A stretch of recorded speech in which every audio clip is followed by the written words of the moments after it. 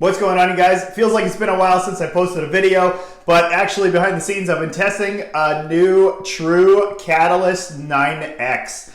And I must say, it's an okay stick, and I'm going to get into some of its actual good features and bad, and I'm going to let you know how this did against some of the other top sticks that I've tested. Stick around. So for me, it's really all about what a stick excels at, and the True is going to be wrist and snapshots.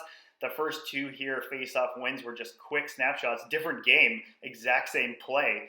But this is where the stick excelled, just a quick little nice release with a lot of flex from the mid-kick there.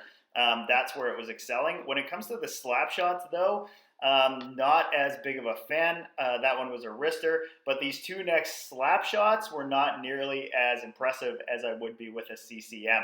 This one-timer was a decent shot, but didn't have as much power as I expected. And this last one here, I actually don't feel like I got all of it. However, I just wasn't as consistent compared to a CCM.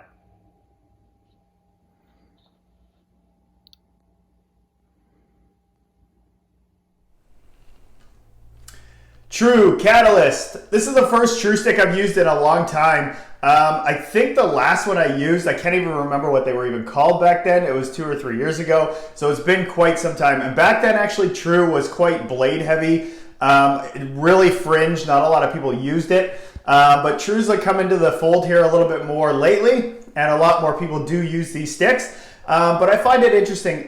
For me, I don't think companies test enough products against other products, and True seems to fit into that with the Catalyst. As a standalone stick, if you just picked up the True and started shooting with it and don't use any other sticks, any other companies, you might be like, this is a good stick. But the problem is I use lots of sticks all the time. I'm constantly changing them, upgrading them, and getting the latest release. So I can go back and look and be like, how does this compare to the AS4 that I just used, the Bauer Sling, the Hyperlite, etc., and think to myself, what is this stick showing up with? So to give you an idea, I used the True for a couple games. You'll see that in a couple of the footage. And overall, I was going back to the AS4 after a few games with it, and I got a really good sense of how this stick actually performs. So when I test these sticks back to back, I'm going to figure out how it shoots with a wrist shot, snapshot, slapper versus other sticks that are competing in the same market. So with the True Catalyst, it's a mid-kick stick. But the weird thing about this is I couldn't really tell the difference between this and the Hyperlite, which is super odd. The True Catalyst brings a really nice wrist shot. The first couple slap shots that I took with it, I was a little bit underwhelmed, especially coming from an AS4 or an FT4 Pro. But the Catalyst had a really nice wrist shot. So I was spending most of my time wristing with it and little quick snapshots instead of letting go of the big bombs. In one of the clips that I have, one of the slap shots was really underwhelming. I still scored, but I really didn't feel like I got anything on it. Really interesting. Whereas the Hyperlite, it feels the exact same. It does everything okay. That's kind of like the True Catalyst. It just does everything okay.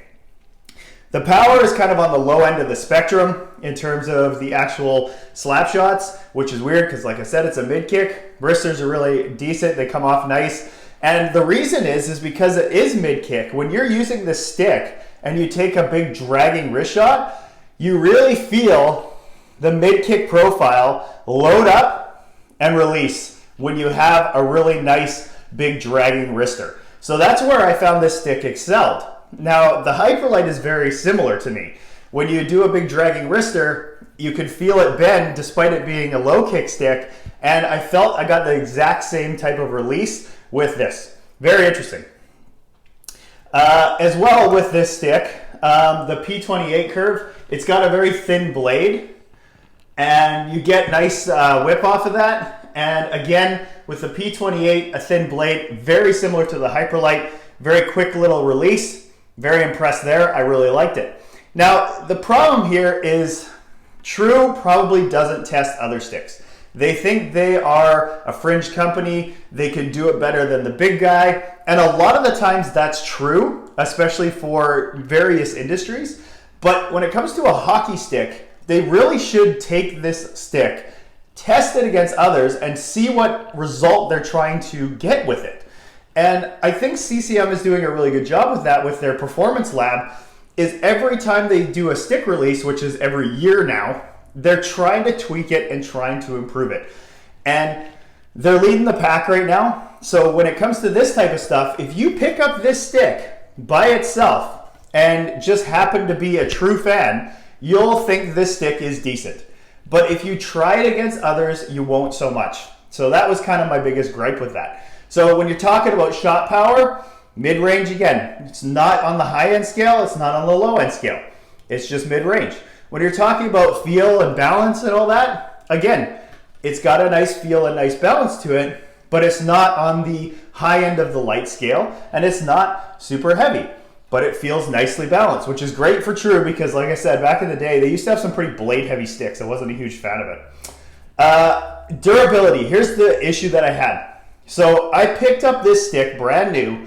I took it for my first warm-up, and it made these weird sounds, and I was like, what the heck's going on? I started shaking it, and there was a bunch of glue, like chips, inside the shaft after the first shot. I was a little bit concerned about that, and I'm not sure even where they came from.